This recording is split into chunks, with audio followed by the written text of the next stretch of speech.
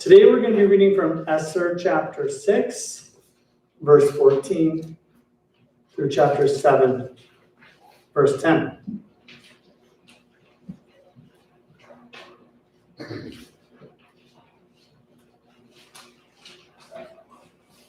While they were still talking with him, the king's eunuchs arrived and hurried Haman away to the banquet Esther had prepared.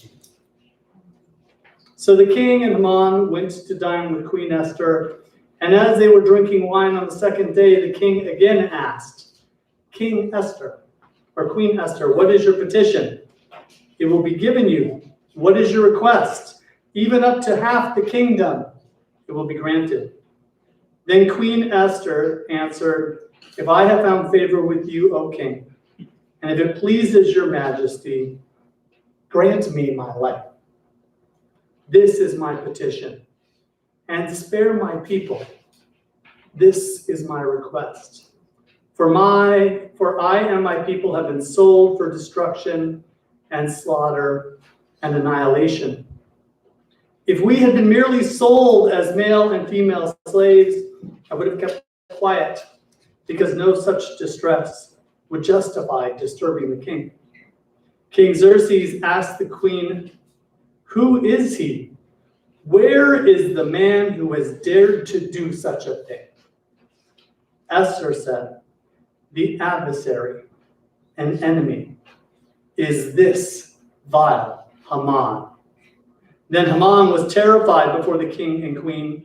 The king got up in rage, left his wine, and went out into the palace garden. But Haman realized that the king had already decided his fate, stayed behind to beg Queen Esther for his life. And just as the king returned from the palace garden to the banquet hall, Haman was falling on the couch where Esther was reclining. The king exclaimed, Will he even molest the queen while she is with me in the house? And as soon as the word left the king's mouth, they covered Haman's face. Then Harbona, one of the eunuchs attending the king, said, A gallows 75 feet high stands by Haman's house. He had it made for Mordecai, who spoke up to help the king. And the king said, Hang him on it. So they hanged Haman on the gallows he had prepared for Mordecai, and then the king's fury subsided.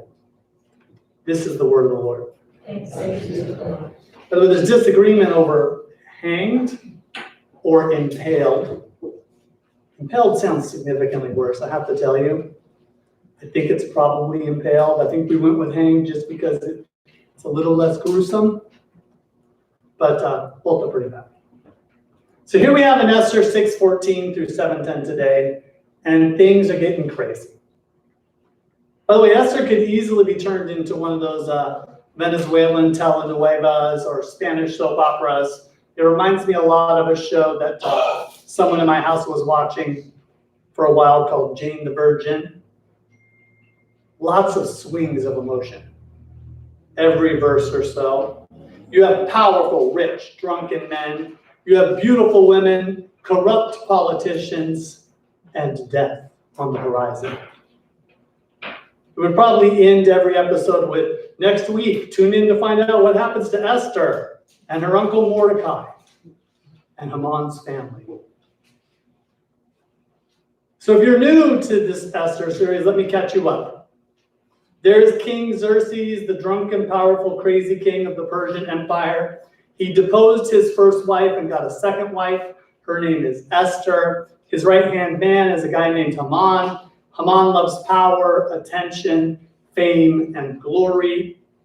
He wants everyone to bow down to him. His second in command for the entire Persian Empire sends a decree out saying that everyone should bow down to Haman. And everyone does bow down to Haman except for one guy, Mordecai, Esther's uncle. Mordecai refuses to bow down, and Haman becomes so enraged that he determines he will kill Mordecai. Not only Mordecai, but all the Jewish people. All of God's people in the known world. Partly because of their connection to Mordecai, and partly because of an old family grudge.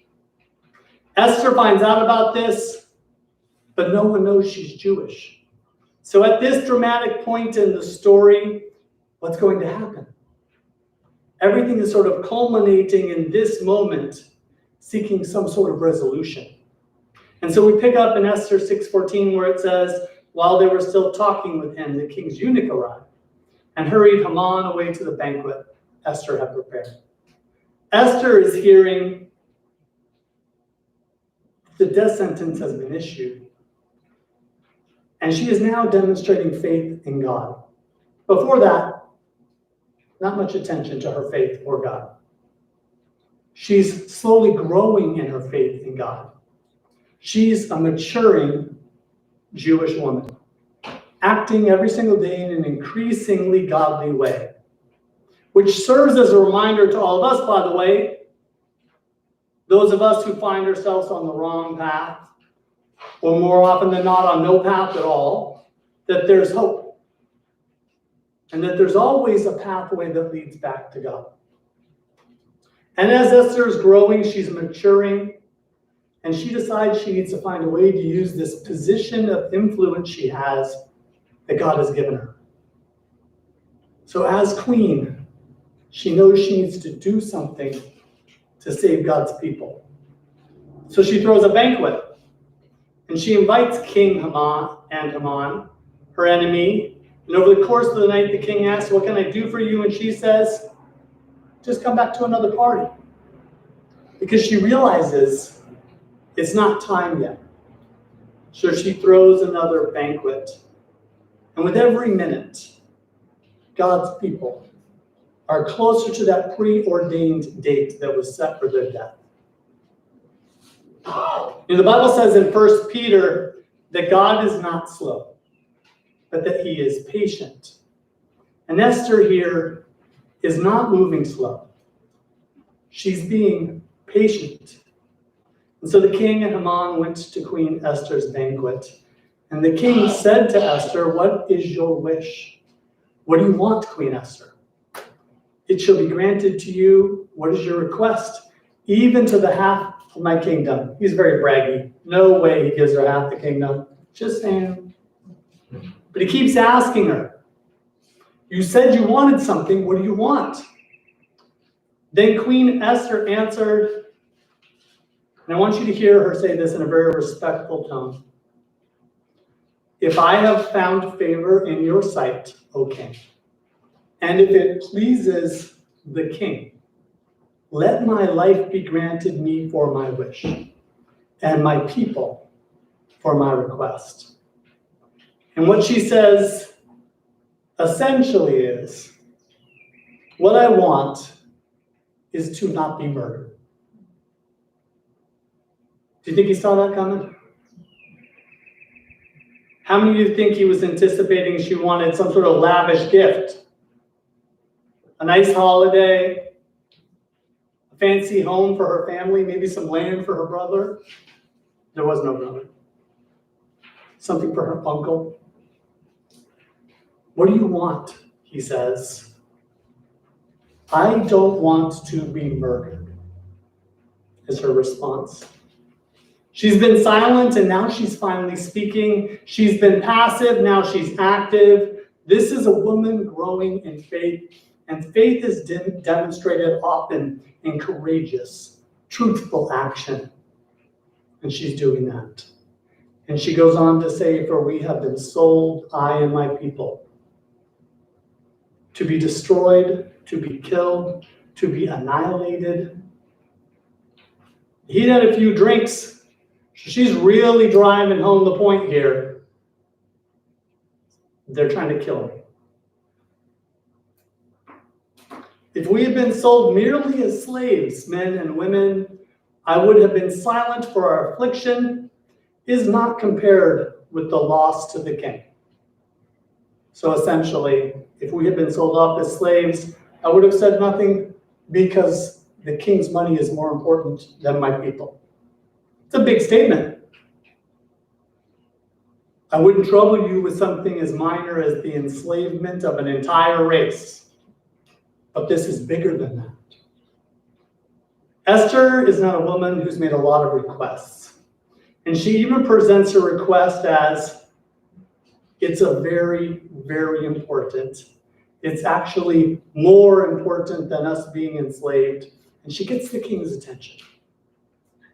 And she has our attention.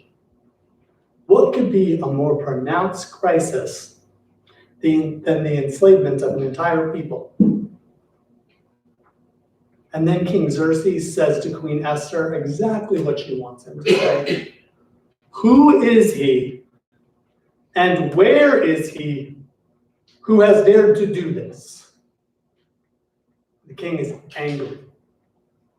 Because an assault on the queen is also an assault on the king. Herodotus, the Greek historian, says, in fact, that Xerxes spent most of the end of his life not consumed with the affairs of the state. He let others handle that. He spent most of the years of the rest of his life consumed with the affairs of his harem. Those hundreds of people he was married to. He does love his wife. He cherishes her. He's not trying to protect his wife necessarily. But he sees his wife as an extension of his kingship. And someone who would plot against her is necessarily undermining him. And so it's back to his pride again. See how she's using his pride against him? And he's worried about his dignity and his image and his self-interest. It's all the way like we're back in Esther 1. Who did this? Where are they? And Esther said, a foe, an enemy, this wicked Haman. He's sitting right there.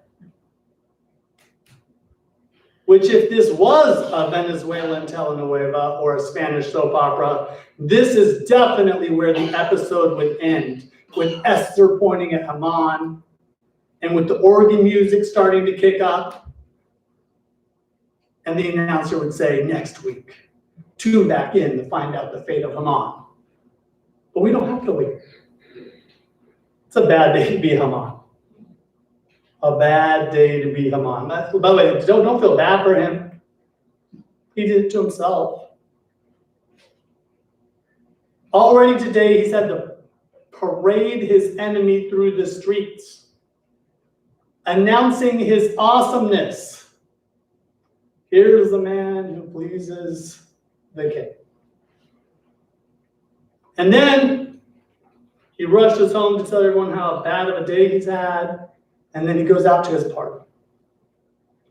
And he's at dinner with the king and queen, listening to her explain that someone is trying to kill her. Thinking, what?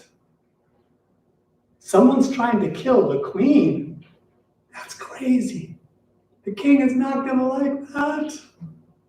Whoever it is, they are going to die. Who is it? Me? Oh, crackers. He didn't know she was Jewish. So now here's what she does. Knowing that Haman wants to kill all of God's people, she raises her hand and says, where's the list of all the names of God's people who are to be killed? And she essentially, in front of the king, takes a pen in her hand and walks up and writes her name on the list and says, if you're going to kill all of them, you need to kill me too. She finally identifies herself with God's people. She has not done that before this. That's brave. So there's three things I want you to see in her noble, brave, and godly actions. Number one, I want you to see that divine sovereignty and human responsibility work together. Think of it as two pedals on a bike. Have you ever hurt your foot while you're out biking and you can only pedal with one pedal? It is very, very difficult.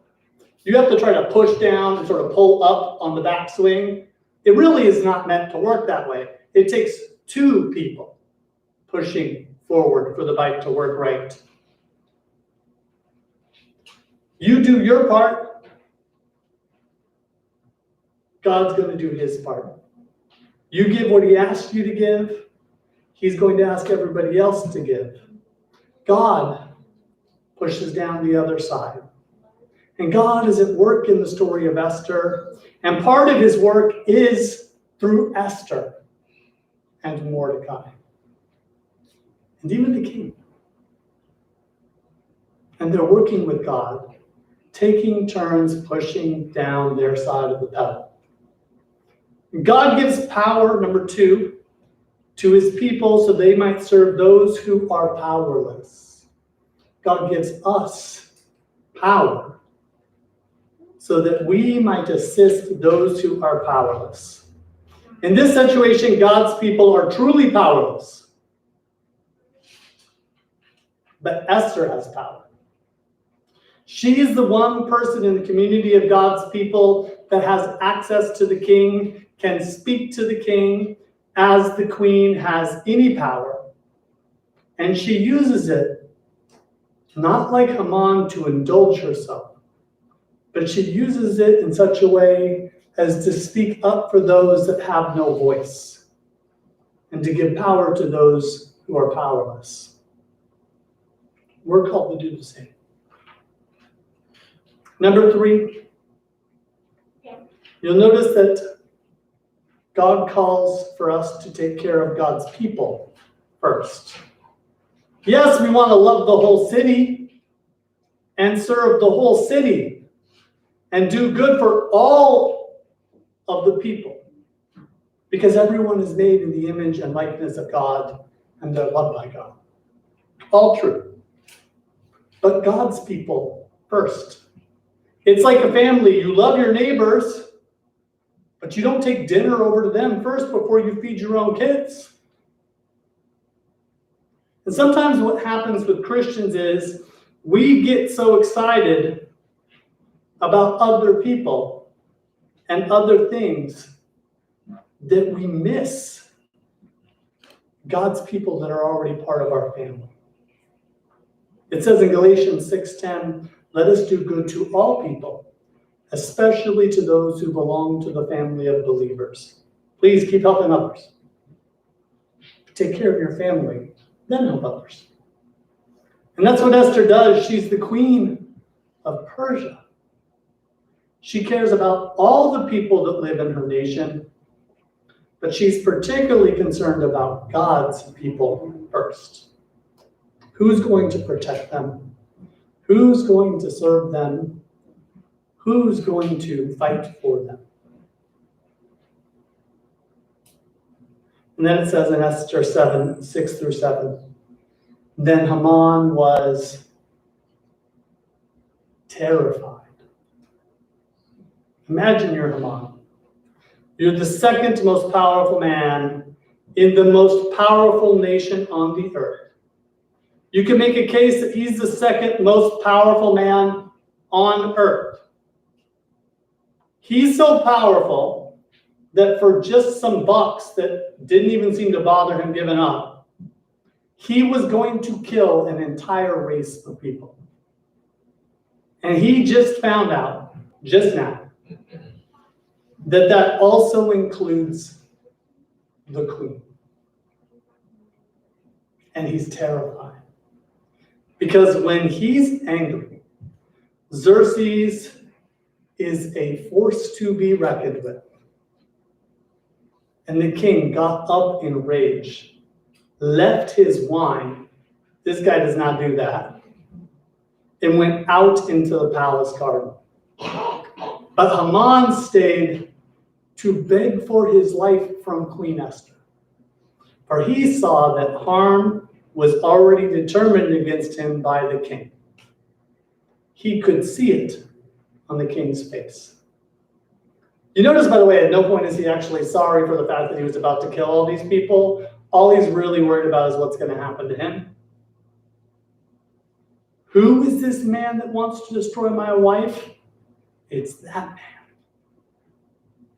And the king didn't say a word to him.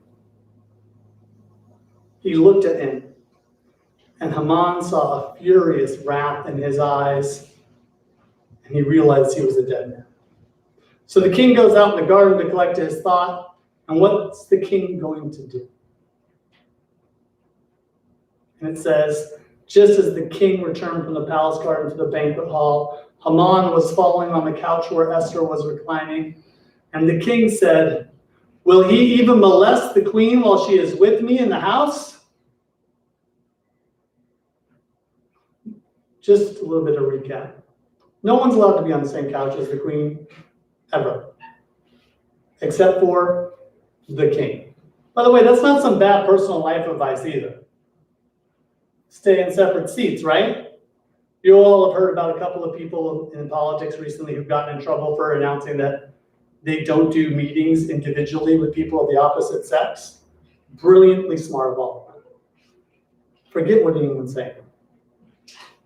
Brilliantly smart of them. Why put yourself in a position, right? This king sees Haman begging for his life. He knows he's not trying to get frisky with the queen. But he says, he's trying to assault my wife. He reinterprets the facts. He rewrites history. What he says is, ooh, sexual assault. I was wondering how I kill Haman because he asked for permission to kill God's people, and I was the one that wrote the edict, so it's blood on my hands. And he's trying to figure out how to wipe the blood on Haman, and here he has a way. He's trying to assault the queen. Now I can kill him. I have a reason. Is it true? No. No, it's not true. Here's what's ironic. Haman lied about God's people so that he could kill them. And now his great king is going to lie about him so he can kill him. A little ironic. Bad for Haman. Then Harbona, verse 9. One of the eunuchs in attendance on the king said, by the way, this guy did not have to talk. If you're in that room right now, you're probably standing on the side hoping you don't end up dying in what's going down right now. Like, this is one of those situations where someone in your family has lost their freaking mind and you're just keeping your head down, hoping you don't get sucked into it, right? Not Harbona. Harbona's like, I never liked Haman. I think I could throw him under the bus right now. And so he says, a pole reaching to the height of 50 cubits stands by Haman's house, 75 feet. He had it set up for Mordecai, who spoke up to help the king. So he says to the king, he's going to kill the guy who spoke up for you. And the king said, impale him on it, or hang, whichever you choose. So they impaled Haman on the same pole that had been prepared for Mordecai. Quite a turn of events. 48 hours later, or before, he was about to get Mordecai. He thought he was about to have a parade. Parade went to Mordecai. He's killed on the pole he set up for Mordecai. The story is amazing. But imagine this.